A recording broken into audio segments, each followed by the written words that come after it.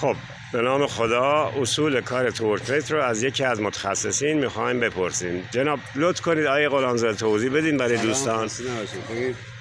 خب تورکمنت برای پیشایی هست که در ذات واقعا نیاز داره برای سفت کردن. بله. با تورکمنت جور بزنیم، یعنی بیشتر از حد سفت نباشه، بله. هم نباشه. آفرین.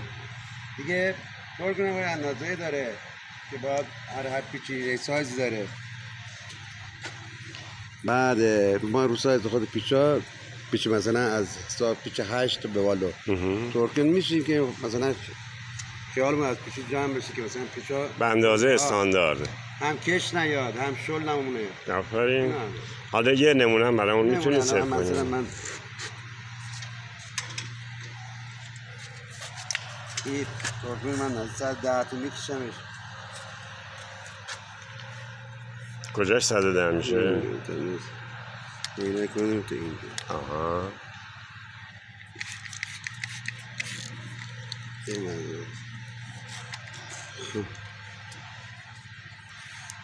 چون پیچ 12 است. بله. ما جایی که مثلا جایی که اتاق نزدیک 110 تا باز زور ببریم دیگه. درست. چون تو کتاب چش نوشته. چند سال کار میکنه رای غلامزاده؟ منم دیگه بالای 35 سال اینجا دارم کار. با امید خدا. خب میذاری روی پیچ. بله. صدایی که تحقیق میده دیگه بیشتر از حد نباید سفت کنی. اوکی. تمام این؟ بله. بسیار عالی، ممنون. چیزی نداریم برای بینندگان؟ قربون سلامت. موفق باشید. دمت گرم. خوش باشن. سلامت. دست در